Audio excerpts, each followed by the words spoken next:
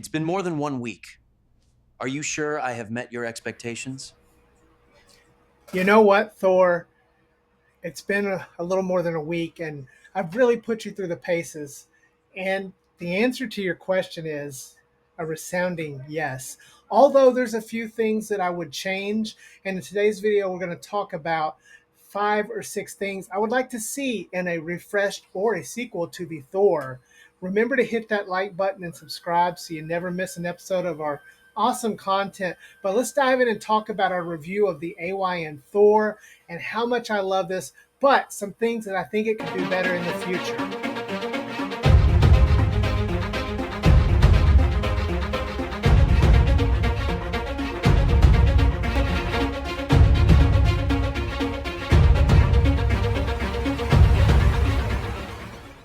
Hey, sorry to interrupt the video, but are you hungry by chance? I mean, I wanted to kind of introduce you to our new concept here. Let me know what you think if you're kind of hungry. For only $24.99, you cannot beat our meat. Come on down, play some retro arcades, and have the best meal of your life at Deadfred BBQ. Wow, what a deal for that whole spread. So join me down at Deadfred BBQ, where we have all the classic arcade cabinets, along with such great food like the $24.99 special. No, wait, I don't own a barbecue chain restaurant, but man, what a cool concept. Barbecue and arcade games could be good. Why do I suddenly want barbecue? Welcome back to the channel. Anyways, yes, I have spent now about 10 days with the AYN Thor and my purple AYN Thor specifically. Now, go check out my first 24 hours with it to get my overall impressions. I was really impressed, and I have been torture testing this Hinge. Now, I have no fear in this Hinge. Yes, the Hinge it's good. Now, we all know that the Retroid Pocket Flip, which is likely is somewhat based on the Hinge, had problems, but not in the see-through. And so this is transparent, so your mileage may vary. But I wanted to talk about the things I would like to see in a potential sequel, potential refresh. First, let's review the overall handheld. This is a Snapdragon 8 Gen 2 handheld with a 6-inch 120Hz OLED top screen and that awesome LG Wing Snowcake, RP Classic, RP Mini V2 screen on the bottom for your other content. The two screens together work seamlessly. The software that this thing shipped with worked very well and was very impressive. And so overall, I had a very favorable view of this, so much so that I found myself picking this up and playing this a lot more. Now, most recently, the RG477M was my darling, and I still pick that up. And so it's really interesting because we have a lot of great handhelds really out there now. So while I didn't find a lot of flaws with this, let's talk about some things that I do think could be done better in the future. The short answer is this is probably the handheld of the year for Deadfred. I know Odin 3 is coming. I know we have some other releases. They may be a little more powerful, but this has completely changed the game for Deadfred for two reasons. NDS and 3DS are just simply better. There's games on here that I never would have played. Magic X got us close with this 040, but there's games that just are meant to be in that vertical orientation and meant to be able to play that way, and I would not have enjoyed them like I enjoy them on here. And secondly, the second screen for other uses such as game guides, or there is an app in China that somebody has developed where it actually is going to translate what's on the screen on the top, on the bottom in the language of your choice, or really for their app in Chinese, from English to Chinese, but I'm sure it'll be developed further. So let's start and talk about 6 things that I think could be done better in a future version of this. But the short answer is I love this handheld. I haven't found anything majorly wrong with it. I think it's great. I think you will too. Hey guys, sorry to interrupt the video, but I wanted to take a moment to talk about today's sponsor, AliExpress, and the Ace Gamer wireless controller. This is an amazing controller. It's a mini controller, but the really exciting thing here is that if you can see here on the screen, it has the ability to push down and hide the sticks. So if you want the sticks out or you want to make it more pocketable, you can simply press down and hold it down like this and then let go of the lever and it'll hold the stick down. You can do both sticks for that, making it very versatile. Besides that, this is a pretty good Bluetooth controller that has both X input and switch input as well. It's very light and small. It comes in two colors, black and white, and it's got really surprising good hardware build. These shoulder buttons are great. The D-pad is really nice. And of course, it has these awesome sticks. The buttons as well are nice, a little clicky, and it's very light and pocketable. Hit the link in the description if you want to pick one of these up. Again, this is a wireless controller, the ACE, and we want to thank AliExpress for sending this over for us to take a look at. But yeah, this is a great controller at a very good price. Back to the show. So the first thing I want to talk about that I would like to see in a potential follow-up or sequel is a replacement of the power button and the volume button, but really the power button. There have been several instances in holding this thing where I have accidentally pressed the button in the middle of a game, causing it to just turn off the screen. And that's quite annoying. Now, there's nothing on the side of each one, so I wonder why it wasn't put on the side. Now, I don't yet have the official grip or the TPU case and all that. Maybe that had something to do with it, or maybe it's the motherboard.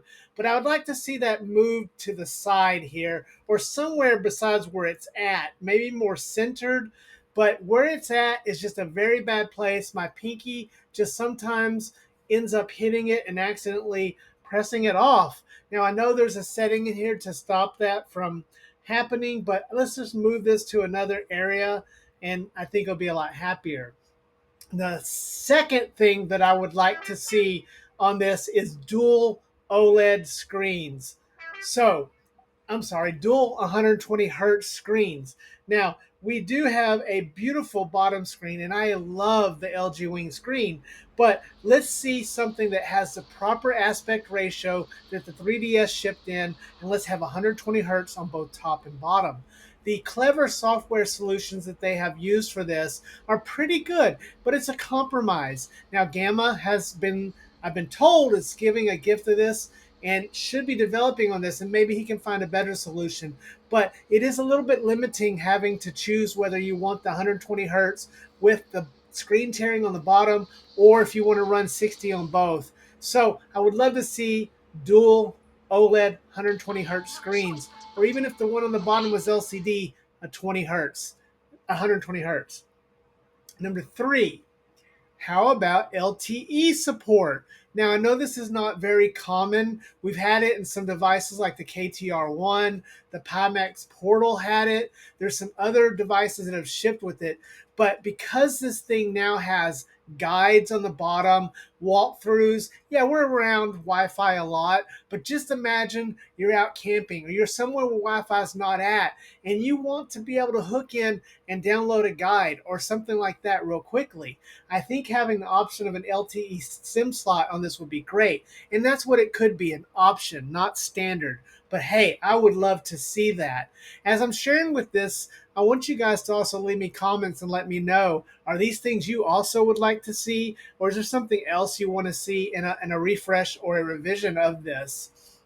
The next thing that I think that I would really like to see in a future version of the Thor is one button switch in between the top and the bottom.